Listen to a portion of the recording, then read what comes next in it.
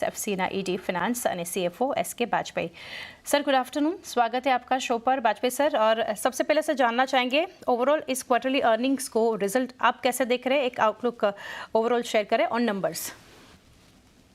अभी quarter four के result हमने कल डिक्लेयर किए हैं, जिसमें कि अगर आप देखेंगे तो क्वार्टर फोर वाई बेसिस पे तो हमारा अच्छा परफॉर्मेंस रहा है। 2% से करीब हमारा रेवेन्यू कम हुआ है, बट पीबीटी हमने 239% बढ़ के 89 करोड़ तक कमाया है, और पैट में भी 194% इजाफा हुआ, जिससे कि टोटल पैट की फिगर्स 72 करोड़ रुपए तक पहुंच गई। अगर आप सालाना देखेंगे तो सालाना भी रिजल्ट अच्छे रहे हैं। ऑपरेशन जो रेवेन्यू होता है वो भी 9,534 करोड़ बढ़ गया है, और 4% बाई बाई ग्रोथ दिखी गई है। पीवीटी 7% से बढ़ा है, जो कि 756 करोड़ तक पहुंच गया है, और पैट में भी 5% की बढ़ोतरी हुई है, जिससे कि वो 591 करोड़ पे हमने रिपोर्ट किया है। तो आप अगर सालाना देखेंगे तो अच्छे रिजल्ट हैं, क्वार्टर बाई बेसिस पे भी अच्छे रिजल्ट हैं, लेकिन क्वार्टर ओवर क्वार्टर में थोड़ा-सा घटाड़ा हुआ है, क्योंकि क्वार्टर फोर हमारा फर्टिलाइजर इंडस्ट्री के लिए लीन सीजन होता है, जिसमें कि फर्टिलाइजर की बिक्री इतनी नहीं हो पाती है, जितनी कि नॉर्मल क्वार्टर वन और क्वार्टर टू में होती है। इसलिए क्वार्टर फोर अगर क्वार्टर थ्री के बनस्पत आप देखेंगे तो रिजल्ट थोड़े आपको कम लगेंगे। दूसरे कभी कई नेगेटिव फैक्टर भी रहे हैं, जैसे कि रॉ मटेरियल प्राइसेस जो है डीएपी का एंड फास्फोरिक एसिड का, वो इंटरनेशनल मार्केट में बहुत ज़्यादा ऊँचे लेवल पे रहे। करीब डीएपी $700 तक अभी पहुँच चुका है, और फास्फोरिक एसिड भी $1153 पर मीट्रिक टन के हिसाब से हम इम्पोर्ट कर रहे हैं, जिससे कि डीएपी बनाने में बहुत हमको कठिनाई हो रही है, और हमको लॉस भी हो रहा है। लेकिन इसमें भी गवर्नमेंट ने कुछ कदम उठाए हैं, जैसे 1 अप्रैल से उन्होंने सब्सिडी भी बढ़ा दी है, करीब 20% जैसी सब्सिडी बढ़ाई है डीएपी और एनपीके ग्रेड ऑफ फर्टिलाइजर्स में। और इसके बाद भी अगर कोई नुकसान होता है तो उन्होंने हमको ये वादा किया है कि वो लॉस कंपनसेट करेंगे। अभी जब जब तक ये फाइनल नोटिफिकेशन नहीं आता है, तब तक पिक्चर पूरी क्लियर नहीं होगी। लेकिन नेक्स्ट क्वार्टर से काफ़ी अच्छा मतलब हमको रेट्स देखने को मिलेंगे।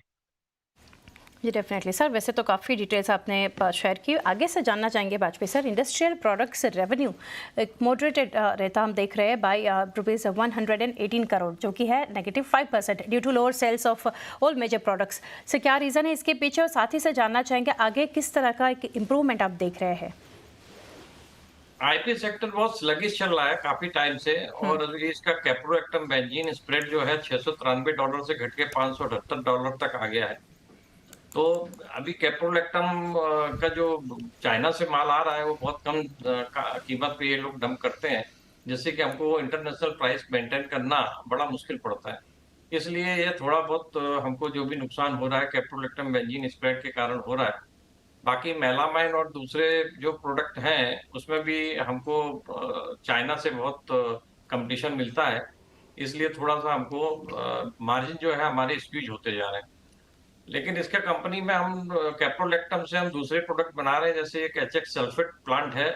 उसमें हमने थोड़ा अपना उसका इंटरमीडिएट प्रोडक्ट जो होता है एचएक्स, उसको हमने ट्रांसफ़र किया है और उससे एचएक्स क्रिस्टल बनाया है।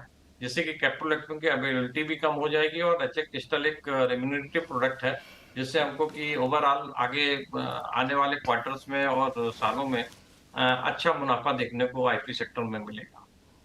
जी डेफिनेटली। तो सर, चाइना का जो आपने मेंशन किया, तो यूएस चाइना टैरिफ टेंशन जो देख रहे हैं, उसका कुछ कहीं ना कहीं बिजनेस पे कुछ इम्पैक्ट या सेक्टर एज ए होल कुछ आप देख रहे हैं। हाँ, ज़रूर देख रहे हैं, क्योंकि चाइना भी यूएस में जो माल नहीं जा रहा, तो वो देख रहा है कि कहाँ पे डंप करें। उनकी मैन्युफैक्चरिंग कैपेसिटी बहुत ज़्यादा होती है। तो जनरली इंडिया जैसे कंट्री में जब माल बहुत डंप होता है, तो हमारे यहाँ लोकल जो मैन्युफैक्चरिंग है वो बहुत इम्पैक्ट हो जाती है। कैप्रोलेक्टम हम और एफएससीटी केवल बनाते हैं, मेलामाइन केवल इंडिया में जीएसएफसी बनाती है। फिर भी हमको बहुत कॉम्पिटिशन चाइना से झेलना पड़ता है, जिससे कि हमको जो मार्जिन चाहिए वो उस हिसाब से मार्जिन रह नहीं पाते हैं। जी करेक्ट सर। सर, और एक डिटेल्स वाजपेयी से जानना चाहेंगे यहाँ से, कैपेक्स लेड ग्रोथ प्लान जो कंपनी का है, इसके ऊपर कुछ डिटेल्स अगर आप शेयर कर सकें। जी, कैपेक्स तो अच्छा चल रहा है। लास्ट ईयर हमने करीब 600-700 करोड़ रुपए का खर्चा किया है। अभी 15 मेगावाट एक सोलर पावर प्रोजेक्ट है चारकना में, उसको हमने कमीशन कर दिया है। तो सोलर ग्रीन पावर हमको मिल रहा है, सस्ते दर पे मिल रहा है। क्योंकि हमको जो जेबी से या इलेक्ट्रिसिटी बोर्ड से जो पावर मिलता है वो काफ़ी महँगा होता है। यूरिया 2 एक प्लांट है रिवैम्पिंग का जिसका 453 करोड़ का प्रोजेक्ट है, उसको भी अभी हम इसी वीक या मंथ के एंड तक हम उसको कमीशन कर देंगे। जिससे कि हमारा एनर्जी कंजम्पशन जो यूरिया में होता है, वो बहुत अच्छे लेवल पे आ जाएगा। गवर्नमेंट ऑफ इंडिया ने अभी नॉर्म्स फिक्स किए हैं, उसको भी मीट करने के लिए खर्चा ज़रूरी था। ये प्लांट 1967 में बना था, तो काफ़ी पुराना होने से कारण इसमें हमने इसको रिनोवेट जैसा कर दिया है, कई इक्विपमेंट हमने बदल दिए हैं, जिससे कि आगे के यूरिया प्रोडक्शन बहुत अच्छा कॉम्पिटिटिव रेट पे हमको मिल पाएगा। जीआईपीसीएल एक कंपनी है, हमारी सिस्टर कंसर्न है, जिसमें कि हमने थोड़ा इक्विटी इन्वेस्टमेंट किया है और उसमें 75 मेगावाट सोलर प्लांट उन्होंने लगाया है, जिसमें 25 मेगावाट कमीशन कर चुके हैं और 50 मेगावाट अभी इस महीने और कमीशन कर देंगे, जिससे कि हमको 37.5 मेगावाट 50% ऑफ द कैपेसिटी हमको पावर मिलेगा। वो भी सोलर पावर है, तो ग्रीन पावर की तरफ कंपनी बढ़ रही है। हमारी पूरी पावर रिक्वायरमेंट में मोर देन 50% ग्रीन पावर हो जाएगा। जो कि एक अच्छी बात है फर्टिलाइजर इंडस्ट्री के लिए और पावर सस्ता भी रहता है, जिससे कि कंपनी में प्रॉफिटेबिलिटी भी इंक्रीज होगी। एक सल्फ्यूरिक एसिड 5 प्रोजेक्ट है जिसको कि हम अपने फर्टिलाइजर नगर कॉम्प्लेक्स में लगा रहे हैं। ये भी सितंबर तक पूरा होने की उम्मीद है और इससे आपको जो सल्फ्यूरिक एसिड मिलेगा उसको हम यूज करेंगे अमोनियम सल्फेट फास्फेट और अमोनियम सल्फेट जैसे प्रोडक्ट के लिए, जो कि काफ़ी कॉम्पिटिटिव रेट पे हम प्रोडक्शन कर पाएँगे। अदरवाइज़ सल्फर और सल्फ्यूरिक एसिड के भाव अभी बहुत चढ़े हुए हैं मार्केट में, जिससे कि हमको ये कैप्टिव कंजम्पशन जो सस्ते दर पे हमको सल्फ्यूरिक एसिड मिलेगा, इससे आगे आगे के आने वाले क्वार्टर्स और ईयर्स में हमको काफ़ी प्रॉफिटेबिलिटी में अच्छा नतीजा देखने को मिलेगा। जी बिल्कुल। सर आगे चलकर जैसे कि अभी मानसून को लेकर जो अनुमान है, डिमांड आउटलुक कैसे आप देख रहे हैं? मानसून तो अच्छा उम्मीद है और हमारी अभी जो क्वार्टर 1 है, उसमें सब्सिडी भी with effect from 1 April government ने सब्सिडी भी 20% करीब बढ़ा दी है। तो इससे मार्केट में डीएपी की थोड़ी शॉर्टेज है, जो कि मैंने बताया कि काफ़ी महँगा माल फॉरेन से आ रहा है। बट हमारा सिक्का प्लांट है जामनगर के पास, उसमें हमने डीएपी बनाना शुरू कर दिया है और जो भी फास्फोरिक एसिड हमारे पास स्टॉक में था, उससे हम डीएपी बना रहे हैं, एएसपी बना रहे हैं।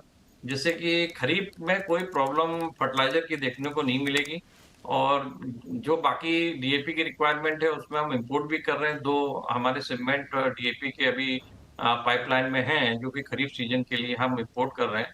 तो डिमांड भी अच्छी है, बरसात भी अच्छा है और क्वार्टर 1 में हमारे ख्याल से बहुत अच्छा रिज़ल्ट कंपनी आगे देखने को मिलेगी।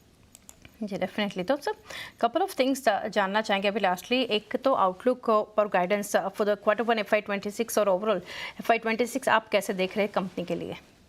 नहीं, बहुत अच्छा देख रहे हैं क्योंकि बरसात अच्छी होने वाली है। हमारे जो भी ये प्रोजेक्ट लग रहे हैं, इससे कॉस्ट एफिशिएंसी बहुत बढ़ेगी।